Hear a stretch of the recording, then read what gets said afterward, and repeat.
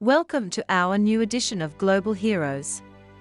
In this episode, we will talk about Steve Buscemi and Nancy Carbone on Friends of Firefighters and the promise to never forget. Ray Mocio. 20 years ago, just days after 9/11 shook the world, New Yorker Nancy Carbone set out to find a way to help. In a time of fear and catastrophe, thousands of active and retired firefighters responded to the collapse of the World Trade Center, and tragically, many lives were lost. Carbone recognized that these brave men and women were carrying an immense load, between funerals, spending long hours at the disaster site, and still working at the firehouse. Firefighters were suffering from PTSD, survivor's guilt, and physical and mental exhaustion. Carbone went from firehouse to firehouse, from Brooklyn Heights to Red Hook to the Bronx, asking how she could help ease the burden on those who were putting their lives on the line at Ground Zero. The requests ranged from funeral services to memorial supplies, but one request changed the course of Carbone's life. There was a dire need for counseling amongst the first responders to help process the tragedy, the loss, and the impact of the disaster. And it needed to be done in a way that firefighters, notorious for keeping their vulnerabilities hidden, would feel comfortable. Although Carbone had no experience in the counseling field, she took this request extremely seriously. Within months, she opened a space for firefighters to get confidential help without having it reported. Thus, Friends of Firefighters was born. 20 years later, Friends of Firefighters operates out of an old Brooklyn firehouse, a space that feels like a sanctuary for firefighters and first responders, a familiar setting that offers comfort, confidentiality, and peace. They can go straight upstairs for services, from counseling to acupuncture, yoga, painting, or even just a quiet place to reflect. There are a lot of counseling centers, Carbone said. But I knew that if I could get these guys into a firehouse, they would walk through the doors and feel at home. Over 400 firefighters, active and retired, came to help repair the firehouse and build a safe haven. That, to me, meant that they really needed it, because they showed up to do that work. Forging good from evil. Among the thousands of active and retired firefighters who responded to the collapse of the World Trade Center was Steve Buscemi, celebrated actor and former Fire Department of New York, FDNY, firefighter. Buscemi spent 4 years as a firefighter with the FDNY in the 1980s, before taking a leave of absence to pursue his acting career. It was a time of my life that I really valued, even though being a firefighter wasn't something that I necessarily wanted to do as a kid, Buscemi explained. But in taking the job, I really felt that I was doing something of real value, and I was part of a community, a family. The work that firefighters and first responders do for their community is essential and important, and it felt good to be a part of that. He shared that he always felt that he would eventually return to his team at Manhattan's Engine 55, and 17 years later, he did exactly that. On September 12, he found himself at Ground Zero, helping aid in recovery and rescue efforts. Day after day, he returned. Times of catastrophe tend to bring out the best and worst of humanity. Buscemi recalls the powerful feeling of unity and purpose among the first responders searching the grounds. He says it was a true display of humanity. It was pure love that I experienced, Buscemi shared. There were people caring about each other, loving each other, having a job to do, and supporting each other so that we could all get through it. That feeling lifted your heart. You never lost the sense that this was horrible, tragic, and would stay with you for the rest of your life. But at the same time, that love was there. What I remember in the days after is that so many people wanted to help. People wanted to give blood, people wanted to volunteer. I just felt privileged that I was able to find a way to help, and honored to have the trust of the firefighters. More than anything, Buscemi said that he felt grateful to rekindle his connection with the FDNY. Since then, he has never let it falter. There's just something about that consistency of all of us being together, he said. It's simply showing each other that we care for one another, and that we will never stop caring for one another. So many people can feel isolated, or that they are the only ones that are going through this. It's important to know that we're all going through this together. Buscemi has since returned to the team at Engine 55 time and time again, both in times of tragedy, like during Hurricane Sandy, and in times of togetherness, like the annual 9/11 breakfast and memorial service held at the firehouse.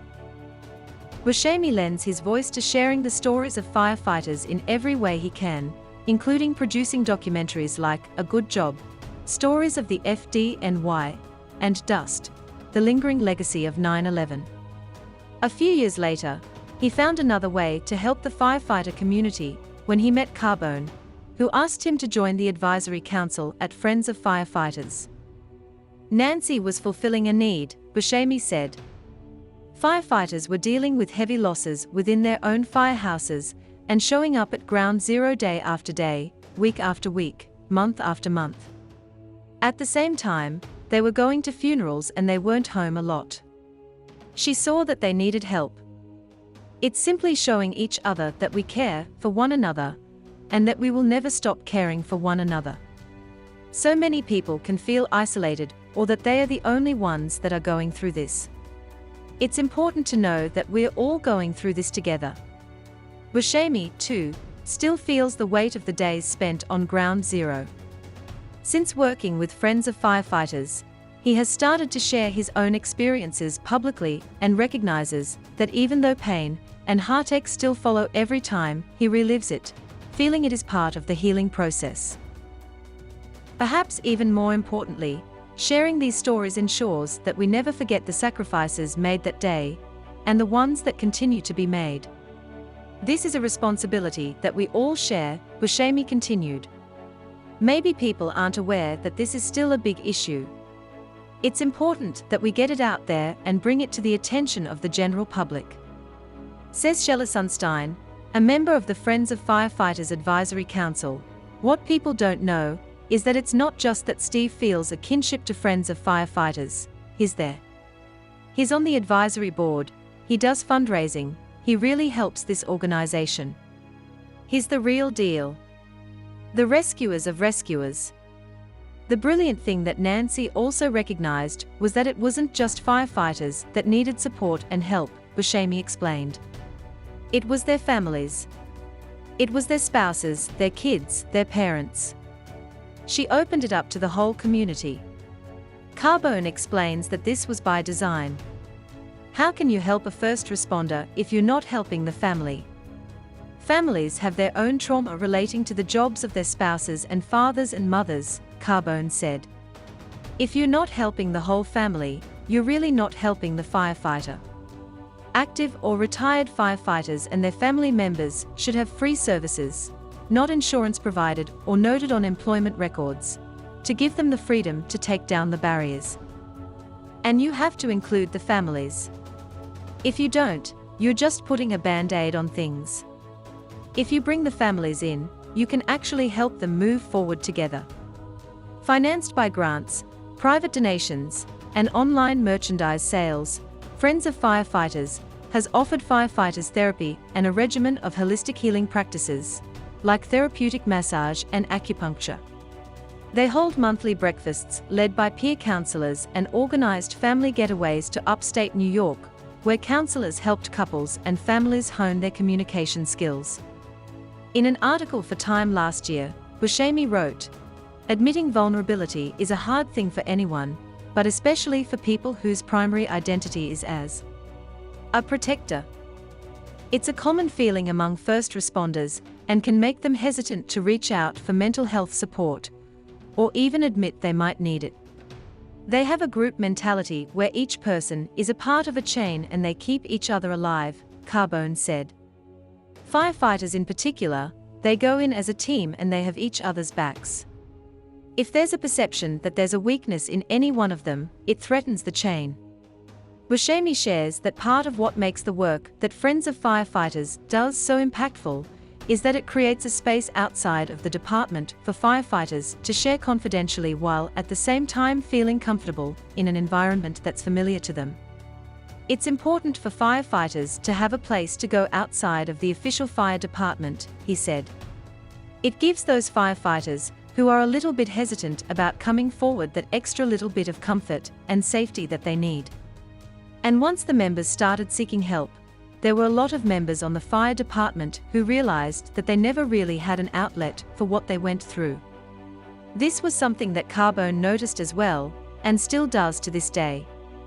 However, she shares that after a few months of regular attendance, the same men who would have once described themselves as broken start to feel stronger. They start to feel whole again.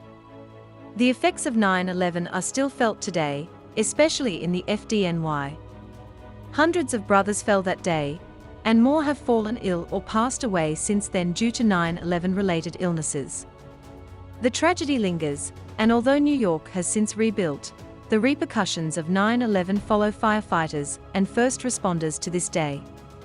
Without a set of tools to help them cope in a healthy way, PTSD and repeated exposure to traumatic experiences can pose significant risks to firefighters. Last year, Friends of Firefighters held over 3,100 counseling sessions, and Carbone shares that the numbers are only going up.